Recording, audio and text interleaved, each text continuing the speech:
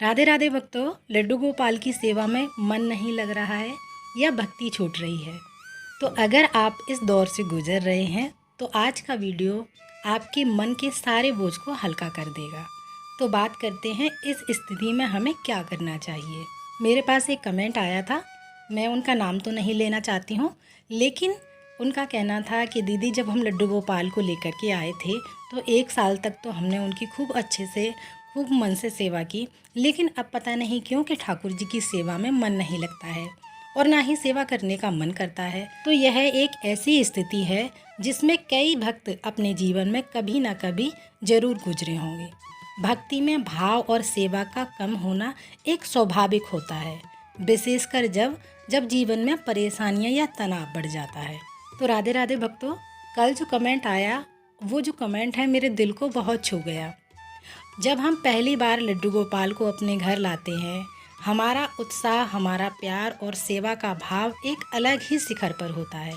हम दिन रात उनकी देखभाल करते हैं और जैसे घर का कोई छोटा बालक हो। लेकिन कई बार जीवन में ऐसी परिस्थितियां आ जाती हैं, तनाव और परेशानियां घेर लेती हैं कि धीरे धीरे हमारा मन सेवा से हटने लगता है, सेवा छूटने लगती है और मन में एक गहरा अपराध बोझ भर जाता है। और जो व्यक्ति ठाकुर जी की सेवा करता है उसके मन में बहुत सारा कष्ट होता है। वह यह सोचने लगता है, क्या ठाकुर जी हमसे नाराज़ हो गए हैं, क्या वो हमसे सेवा नहीं कराना चाहते हैं, या फिर मैं आलसी हो गई हूँ, मेरा मन खुद ही सेवा में नहीं लग रहा है, मैं इतनी बुरी भक्त क्यों बन गई हूँ। अगर आप भी ऐसा अपने बारे में सोचते हैं तो सबसे पहली बात, अपने मन में इस अपराध बोझ को निकाल दीजिए। तो वे लड्डू गोपाल बाद में हैं, पहले आपके घर के बालक हैं। एक छोटा बच्चा अपनी माँ से कभी नाराज़ नहीं होता, चाहे माँ किसी वजह से थकी हो या परेशान हो। लड्डू गोपाल आपकी मानसिक स्थिति और परेशानियों को आपसे बेहतर समझते हैं, और जब जीवन में परेशानियाँ आती हैं तो हमारा दिमाग तनाव में हो जाता है। ऐसे में भक्ति में मन ना लगना एक स्वाभाविक है। लड्डू गोपाल आपसे नाराज़ नहीं हैं, वे तो बस आपके सहज होने का इंतज़ार कर रहे हैं। आप जितनी सरलता से, जितनी सहजता से आप उनकी सेवा करेंगे, वह उतने ही आपसे खुश रहेंगे, उतने ही प्रसन्न रहेंगे। और दूसरा नियम यह है जो आपको समझना है, सेवा नियम से बड़ी भावना होती है। जो भक्त की भावना सच्ची होती है तो हमारे जो लड्डू गोपाल हैं हर भक्त की भावना को समझते हैं। हम अक्सर सोचते हैं, और लोगों को आपने कहते सुना भी होगा कि 5 बार भोग लगाना चाहिए, घंटी बजाना चाहिए, प्रतिदिन नियम से हमें सेवा करना चाहिए। और यह सब जब रोज का काम बन जाता है, जब नियम बन जाता है, तो इसमें से भाव गायब हो जाता है और कृष्ण भक्त को सेवा बोझ लगने लगती है। अगर आपका मन भी बड़े नियमों में नहीं लग रहा है तो नियमों को थोड़ा आसान बना दीजिएगा। कैसे बनाना है ये भी मैं आपको बताती हूँ। सबसे पहला तो है मानसिक सेवा।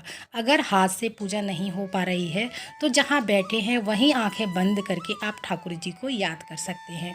साथ में दूसरा नियम है, सुबह बस प्यार से उन्हें जगाकर अपने ठाकुर जी को एक पानी का गिलास हम भर कर रखेंगे, तुलसी दल डालेंगे और ठाकुर जी से निवेदन करेंगे और बोलेंगे, ठाकुर जी आज मैं थोड़ी परेशान हूँ, आप संभाल लेना।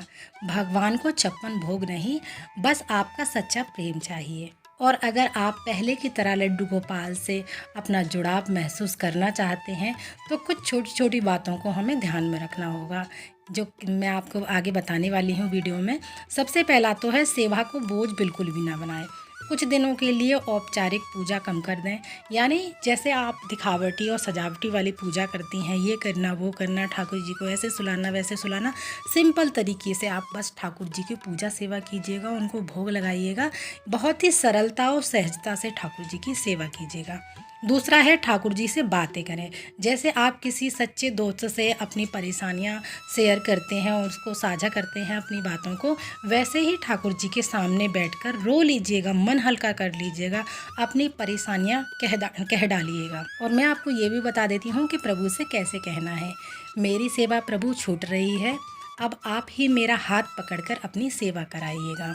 इतना आप कहेंगे तो आप खुद ही देखेंगे जो आपके मन का बोझ है वो हल्का महसूस होने लगेगा। और दूसरा यानी तीसरा है, देखिए जब हमारा जो सेवा से मन हटने लगता है तो हमें छोटे छोटे से नियम करने चाहिए, बहुत बड़े नियम फॉलो नहीं करने चाहिए।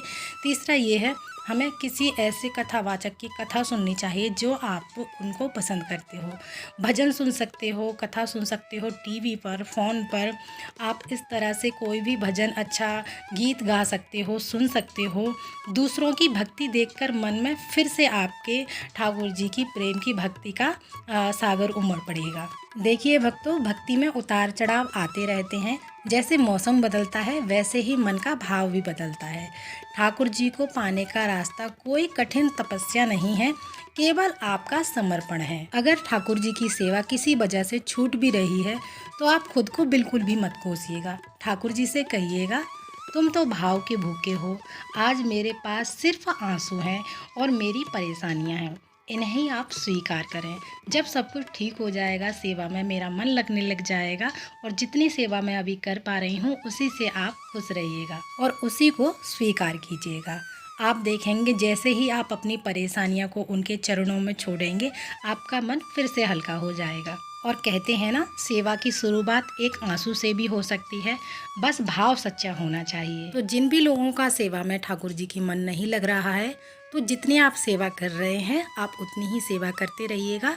अपने मन को, आप अपने समय को कहीं और किसी और भक्ति के जरिए आप लगा सकते हैं। जैसे आप भजन सुन सकते हैं, भागवत सुन सकते हैं, कोई कथावाचक की कथा सुन सकते हैं, जिससे आपका मन हल्का होगा और भक्ति के लिए आपका मन अग्रसर होगा। आप बिल्कुल भी ज़्यादा परेशान ना हो। ये समय जो आप पहले सेवा करते थे वैसा फिर से लौट कर आएगा। बस आप जो सेवा कर रहे हैं वो सेवा करते रहिएगा।